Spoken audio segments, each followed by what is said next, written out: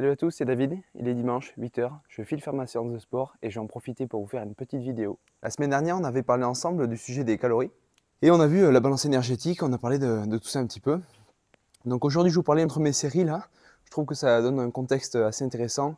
On est dimanche matin, vous êtes peut-être encore en train de sortir du lit, ça vous permet d'assister à une séance de sport sans faire l'effort de la faire. Donc voilà. Et puis moi, ça me permet d'optimiser le temps, donne un cadre sympathique je trouve. Donc, on avait parlé des calories. Aujourd'hui, on va parler des macronutriments. C'est la seconde étape de la pyramide d'Eric Helms.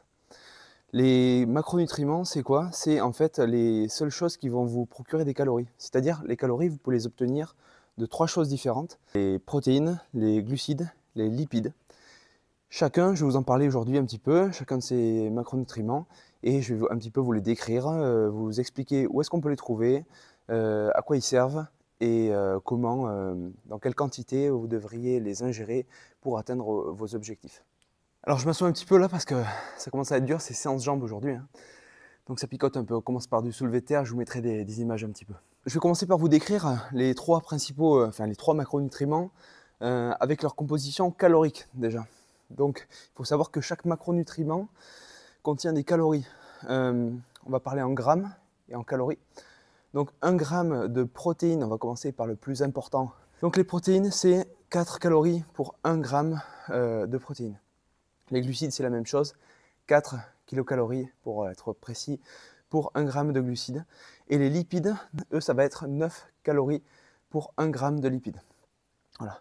J'oublie en source de calories, c'est l'alcool en fait. L'alcool, il y a pour l'alcool 7 calories pour 1 gramme d'alcool. Bon, celui-là, en théorie, on n'est pas censé le compter parce qu'on n'est pas censé en consommer. Mais pour info, voilà, 1 gramme d'alcool égale 7 kilocalories.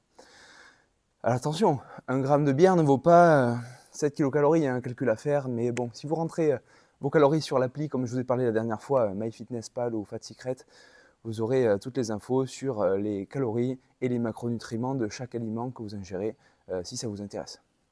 Alors ça veut dire quoi tout ça? Ça veut dire concrètement que votre apport calorique journalier, il est directement lié à la quantité de glucides, protéines, lipides que vous avez consommé, éventuellement d'alcool aussi.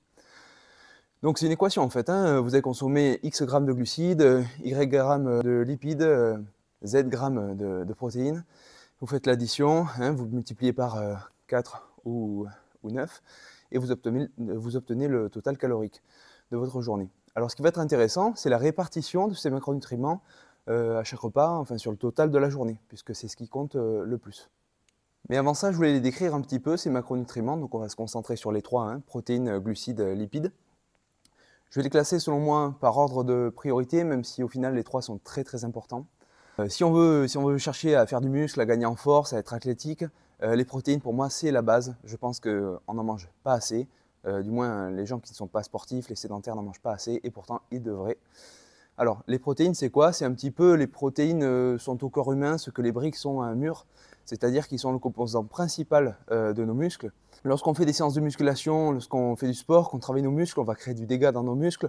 Et pour les reconstruire, il va falloir un apport en protéines suffisant pour permettre la synthèse musculaire. Les protéines se trouvent bien sûr dans la viande, dans les œufs. Les protéines animales ont un aminogramme beaucoup plus riche et beaucoup plus complet. Le plus complet étant, me semble-t-il, dans les œufs.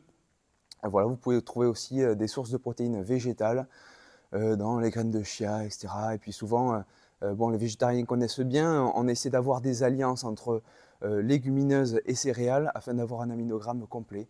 Voilà. En tout cas, on se simplifie la vie que de s'autoriser des protéines animales dans sa diète. Donc les protéines, la base, si vous voulez créer une masse musculaire plus importante, si vous voulez la maintenir en période de sèche, en période de régime, si vous voulez prévenir la fonte musculaire liée à l'âge. Donc voilà, pour moi la base pour le sportif, pour celui qui veut prendre soin de son corps, c'est les protéines. Mesurez combien vous consommez de protéines, vous allez être surpris. Comme les calories, mesurez, vous serez surpris. Allez, deuxième macro, dans l'ordre d'importance, selon moi, même si c'est purement arbitraire, les trois sont très importants, ça sera les glucides, hein. Donc les glucides, c'est vraiment le carburant qui nous fait tourner, qui fait tourner notre corps, notamment à l'effort. Ça permet aussi au cerveau de tourner, mais c'est surtout le carburant principal de l'effort physique. Donc, il y a plusieurs sortes de glucides. Je ne m'étendrai pas là-dessus aujourd'hui. On fera peut-être une vidéo pour parler de ça en détail. Donc, c'est très important d'avoir suffisamment de glucides pour avoir suffisamment d'énergie. On parlera dans la prochaine vidéo très certainement du timing. Et là, ça va être un petit peu important en fait de comprendre que le timing des glucides, c'est assez important. Mais la réalité, selon Eric Helms, et je partage son avis, de toute façon qui fait consensus, son étude, hein, c'est que ce qui compte, c'est la quantité journalière de glucides, parce que le corps est capable de stocker, d'aller puiser dans ses réserves, etc. Mais un apport en glucides suffisant, c'est important pour être en bonne forme, en bonne santé et être plein d'énergie. Les glucides, bon, on peut se poser la question, mais on sait tous, hein, où est-ce qu'ils se trouvent. Ils se trouvent dans les fruits, ils se trouvent dans les produits transformés, il se trouve dans les céréales, dans les pâtes, dans les légumineuses. Il y en a un petit peu partout en fait. Il y en a un petit peu partout et c'est important de le contrôler parce qu'on se retrouverait vite à avoir beaucoup d'apports en glucides par contre. Donc voilà, c'est intéressant de regarder, contrôler et bien sûr, on en parlera plus tard dans la prochaine vidéo certainement. Mais voilà, la qualité aussi des glucides est importante. Mais en tout cas, le plus important selon Eric Helms, c'est la quantité de glucides par jour. Enfin, le troisième macronutriment, c'est les lipides. On s'y attarde dessus, pourquoi? Parce qu'en fait, c'est d'une importance capitale. Les lipides sont les précurseurs des hormones qu'on va synthétiser dans notre corps. Donc une carence en bons lipides ne va pas nous permettre de synthétiser des hormones telles que la testostérone, des hormones qui vont produire une synthèse protéique musculaire très importante qui vont nous permettre de faire du muscle, fabriquer du muscle, ils vont nous permettre aussi d'avoir un bon fonctionnement, pas de saut d'humeur, etc. Bref, les précurseurs hormonaux sont les lipides. Donc c'est très important d'avoir un apport en lipides suffisant pour ne pas être carencé. Aussi, on verra dans la prochaine vidéo sur la qualité et le timing, bien sûr, l'importance de la qualité des lipides qu'on consomme. Mais dans tous les cas, si vous consommez que 10 grammes de lipides par jour, peu importe la qualité, ce n'est pas assez, clairement. Donc très important, les lipides, on a tendance à les diaboliser, à les sous-estimer, mais c'est vraiment un macronutriment très important parce qu'il peut limiter votre progression.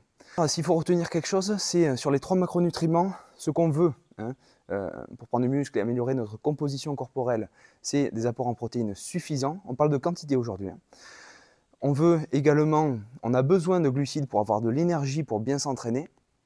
Et il faut faire attention à ne pas avoir comme facteur limitant un apport en lipides trop insuffisant qui risquerait de compromettre notre système hormonal et qui nous empêcherait de parvenir à nos fins dans notre quête de bien-être et de satisfaction d'un point de vue composition corporelle. On va maintenant discuter des quantités un petit peu. Donc comment établir votre plan alimentaire.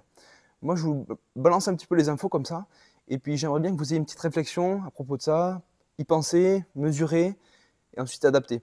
Je vous donne mes conseils, ce qui est recommandé par la science de toute façon. Faites le tri. La base, donc les protéines.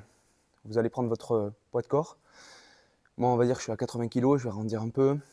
80 kg, multiplié par 2, on est à 160 grammes de protéines. En fait, vous faites votre poids de corps multiplié par 2 et c'est la quantité en grammes de protéines que vous allez devoir consommer afin de favoriser la production de muscles, la conservation de muscles, voilà. Vous pouvez aller un peu plus haut, n'allez pas plus bas si jamais vous voulez prioriser la prise de muscle ou la perte de poids sans perdre de muscle. Donc voilà, très important. Pour quelqu'un de 50 kg, ça fera à peu près 100 g de protéines. Attention, grammes de protéines, ça veut dire grammes de macronutriments, ça ne veut pas dire 100 g de poulet. On est d'accord. Pour ça, toujours aidez-vous des calculateurs tels que FatSecret ou MyFitnessPal. Ils ne me sponsorisent pas, je ne gagne rien, mais c'est un outil très efficace.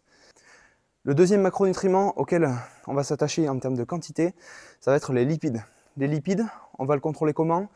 On va prendre notre poids de corps, à peu près 80 kg pour moi, on va dire, et on va essayer de manger 1 g de lipides par kilo de poids de corps. Ça fait au minimum, donc, au minimum, 80 g de lipides par jour. La quantité, c'est important, c'est le principal, on l'a vu aujourd'hui, mais on verra peut-être dans la prochaine vidéo que la qualité aussi compte. Ne vous inquiétez pas. Mais en tout cas, 1 g de lipides par kilo de poids de corps. C'est le minimum pour avoir une bonne santé hormonale, on va dire. Et troisièmement, les glucides, on va prendre tout ce qui reste. C'est-à-dire, donc là il va falloir calculer, je vais vous faire un petit exemple. Par exemple, votre maintenance calorique on va parler de moi, actuellement elle est à 2900 calories. Si je mange 160 g de protéines et que je mange 80 g de lipides, qu'est-ce qui reste en calories disponibles pour mes glucides? C'est le calcul qu'on va faire, je vais vous l'écrire parce que là je ne suis pas... Alors après des longues minutes interminables, je dirais, de calcul, on arrive à la somme de 385 g de glucides par jour. Ça correspond à mon poids et encore une fois on peut adapter. On peut diminuer un peu les glucides, augmenter les lipides. Je parle de seuils minimaux pour les lipides et les protéines. Donc ça c'est le minimum. Et ensuite vous pouvez jongler un petit peu. Donc en gros la solution c'est quoi? C'est monter un petit peu les lipides et baisser les glucides. C'est tout en fait, hein. Vous pouvez jouer que là-dessus. Si jamais vous préférez avoir plus de lipides par rapport aux carbohydrates, eh bien, vous pouvez tout à fait faire ça, sans problème. Donc j'espère que j'ai été clair dans cette vidéo. J'espère que je vous ai apporté quelque chose. Si vous avez des questions, dites-le moi en commentaire. Je serai ravi d'y répondre. Je réponds à tous les commentaires, encore une fois. Merci pour votre attention. Et puis allez, je vous laisse avec quelques petites images parce que voilà, j'étais pas essoufflé pour rien aujourd'hui. Ciao, à plus.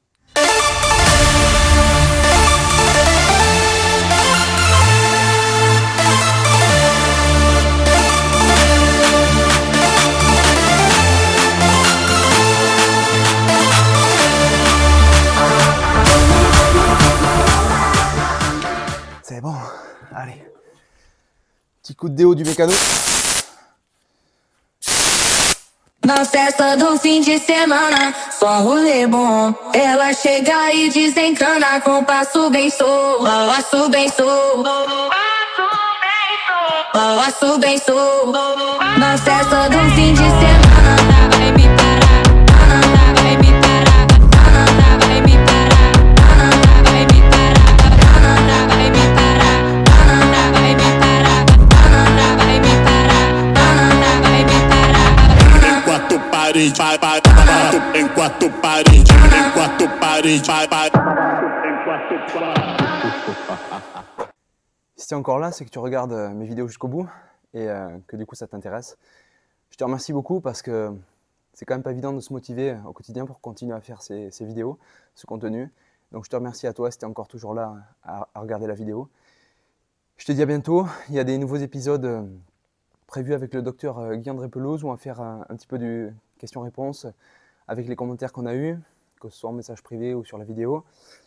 Je te remercie pour ton attention et puis bientôt on va arriver aux 100 abonnés. C'est quand même quelque chose qui va se fêter. Donc voilà. Merci à toi. À bientôt.